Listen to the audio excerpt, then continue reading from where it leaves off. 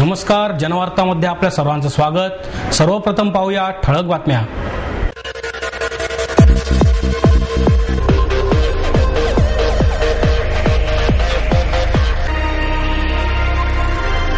माशांचा राजा महाशीर नष्ट होतोय, वन्यजीव संरक्षक महेश महाजन यांचं मत। अभिनव कला महाविद्यालयाचे सचिव भालचंद्र पाठक यांना हटवण्यासाठी 14 एप्रिलला भारतीय विद्यार्थी सेनेच्या वतीने चक्री उपोषण करण्यात येणार।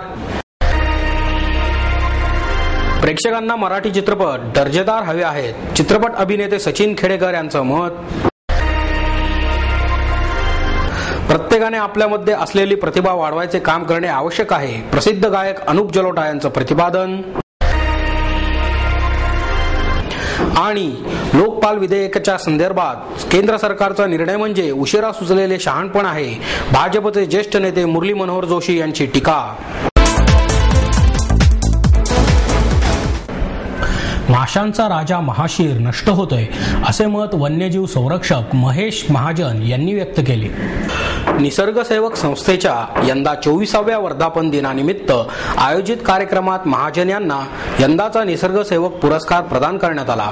महाजन यांनी तळेगाव, देहू, लोणावळा परिसरातील 13 अवैध लाकूड वखारी बंद केल्या, महाशीर मासा इंद्रायणीत सोडण्यासाठी प्रयत्न केले आणि निसर्ग संवर्धनासाठीही ते प्रयत्न करत आहेत। या कामाबद्दल त्यांना पुरस्कार देण्यात आला।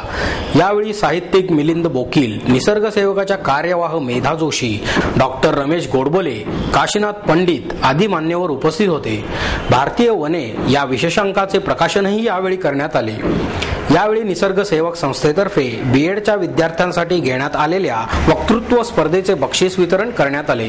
प्रथम क्रमांक वंदना देशपांडे, द्वितीय क्रमांक प्रतिभा कांबळे तर उत्तेजनार्थ बक्षीस आशा घोडके आणि प्रियांका घोडके यांना विभागून देण्यात आले। अभिनव कला महाविद्यालयाचे सचिव भालचंद्र पाठक यांना हटवण्यासाठी 14 एप्रिलला भारतीय विद्यार्थी सेनेच्या वतीने चक्री उपोषण करण्यात येणार आहे। पाठक यांना हटवण्याच्या प्रश्नावर 4 दिवसात ठोस निर्णय झाला नाही तर पाठक हटाव अभिनव बचाव मोहीम सुरू करण्यात येणार आहे। यासाठी येत्या 14 एप्रिलला चक्री उपोषणाला बसणार असल्याचा इशारा भारतीय विद्यार्थी सेनेच्या शहर संघटक मनीषा धारणे यांनी पत्रकार परिषदेत दिला। यावेळी अभिनव कला महाविद्यालयाचे प्राध्यापक प्रदीप बगाडे, विद्यार्थी चेतन कडू, महाविद्यालयाचे कर्मचारी उपस्थित होते। 8 फेब्रुवारी पासून चालू असलेल्या अभिनव कला महाविद्यालयाच्या आंदोलनात सुमारे 1200 विद्यार्थी आणि 80 शिक्षक शिक्षकेतर कर्मचारी सहभागी आहेत। यावेळी बोलताना धारणे म्हणाल्या, भालचंद्र पाठक हे विद्यार्थी आणि कर्मचाऱ्यांना दमदाटी करतात, त्यांना काढून टाकण्याची धमकी देतात। शासनाकडून आलेल्या 5व्या वेतन आयोगाची रक्कमही कर्मचाऱ्यांना महिनाभर दिली नाही असेही त्यांनी सांगितले। बगाडे म्हणाले, भविष्य निर्वाह निधीतील 10% रक्कम ही संस्थेकडून मिळत असते। ही रक्कम पाठक यांनी कधीच कोणाला मिळू दिली नाही। तसेच पेन्शन योजनेतील केवळ मुद्दलच मिळते, व्याज मिळत नाही असेही ते म्हणाले।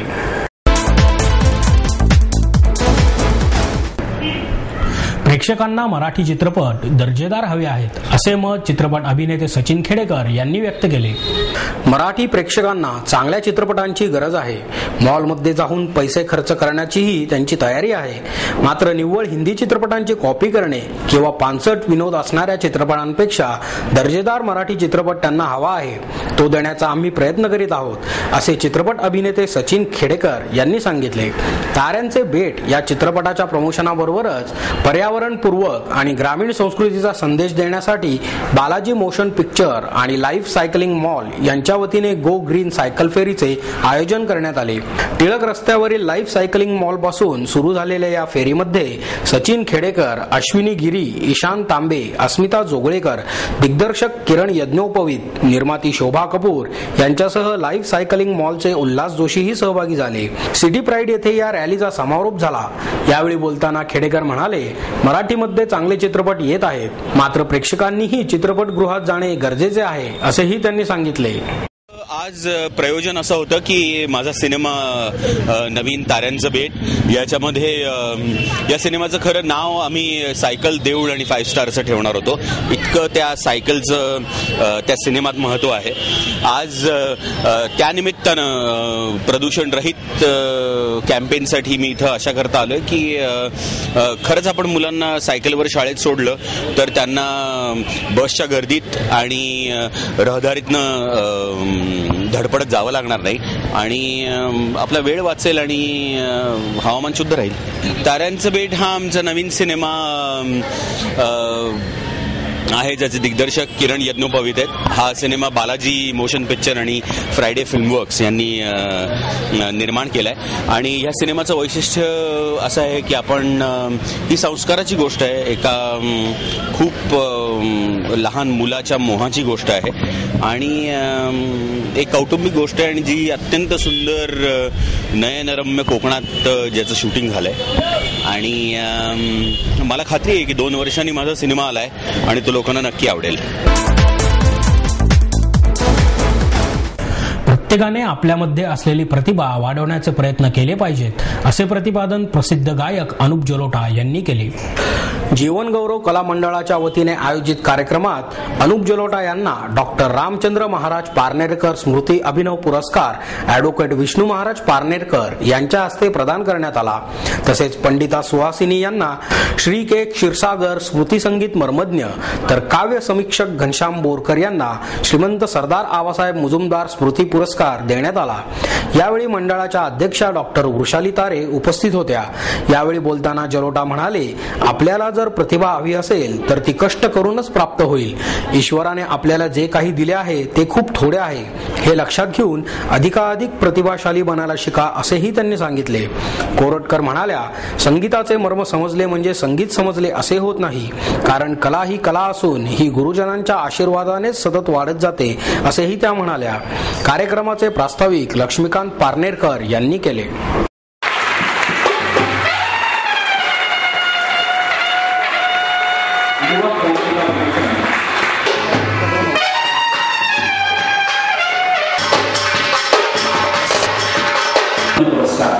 भेंडी बाजार घराण्याच्या ज्येष्ठ गायिका अनुप जलोटा यांना परमपूजनीय डॉक्टर रामचंद्र महाराज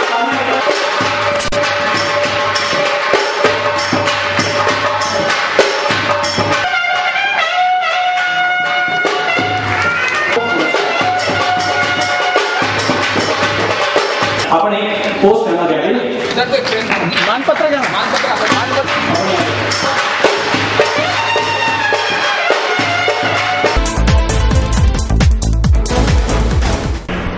लोकपाल विधेयकाच्या संदर्भात केंद्र सरकारचा निर्णय म्हणजे उशिरा सुचलेले शहाणपण आहे अशी टीका भाजपचे ज्येष्ठ नेते मुरली मनोहर जोशी यांनी केली. समाजसेवक अण्णा हजारे यांच्या मागण्यांसंदर्भात केंद्र सरकार सुरुवातीला संवेदनशून्य राहिले. वास्तविक लोकपाल विधेयकाबाबत संयुक्त समितीची घोषणा सरकारला करता आली असती असे मत जोशी यांनी पत्रकार परिषदेत व्यक्त केले. भ्रष्टाचाराच्या विरोधात अण्णांनी चालवलेली लढाई अंतिम उद्दिष्ट साधेपर्यंत व्हावी. यापुढे अण्णांनी देशभरात जाऊन अनुकूल वातावरण तयार करावे असे आवाहन जोशी यांनी केले. अण्णांच्या आंदोलनाचे दूरगामी परिणाम होतील. या आंदोलनामुळे लोकजागृती व्यापक स्वरूपात झाली. त्यामुळे सर्वच राजकीय पक्षांच्या राजकीय भूमिका, आर्थिक धोरणे यावरही परिणाम झालेले दिसतील. सर्वच राजकीय पक्षांमधील भ्रष्टाचारांनाही त्याचे परिणाम दिसतील अशी शक्यता त्यांनी व्यक्त केली. सरकारचे लोकपाल विधेयक आणि अण्णांचे जललोकपाल विधेयक यातील काही मुद्द्यांवर मतभेद असले तरी चर्चेला अद्याप वेळ असल्याने मार्ग निघू शकेल अशी अपेक्षा जोशी यांनी व्यक्त केली. भ्रष्टाचार, महागाई आणि गरिबी या 3 मुद्द्यांकडे केंद्र सरकारने दुर्लक्ष केल्यास मोठ्या जनप्रक्षोभाला बळी पडावे लागेल असा इशाराही त्यांनी दिला. सार्वत्रिक निवडणुका या भ्रष्टाचाराचे मूळ असल्याची टीका करीत जोशी यांनी निवडणूक कायद्यात सुधारणा व्हावी अशी अपेक्षा व्यक्त केली. लोकसभा मतदारसंघाची फेररचना करून ते भौगोलिक आणि लोकसंख्येच्या दृष्टीने आटोपशीर व्हावेत अशी सूचनाही त्यांनी केली. भारतीय हद्दीत चीनचा हस्तक्षेप वाढतो आहे याबद्दल जोशी यांनी चिंता व्यक्त केली आणि देशाच्या सुरक्षिततेबद्दल केंद्र सरकारने श्वेतपत्रिका जाहीर करावी अशी मागणी त्यांनी केली. भारताच्या उत्तर सीमेवर चीन चीन फौजेच्या हालचाली वाढल्या आहेत. बंगालची खाडी, अरबी समुद्रातही चीनी आरमार वाढवले जात आहे. श्रीलंकेतही चीनने अड्डा केला आहे. देशाच्या सुरक्षेबद्दल प्रश्नचिन्ह निर्माण होत आहे. याकडेही जोशी यांनी लक्ष वेधले. देर आए दुरुस्त आए, देर से आए लेकिन सही है.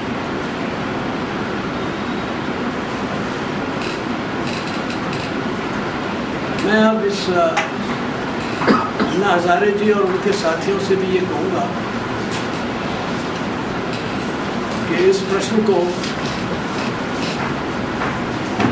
अंतिम चरण तक पहुँचने के लिए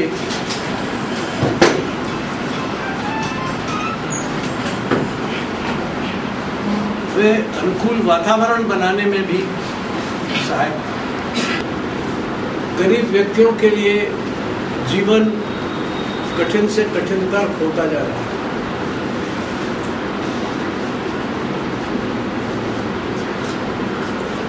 महंगाई की जड़ में जहां सरकार की गलत नीतियां हैं, वहां भ्रष्टाचार भी.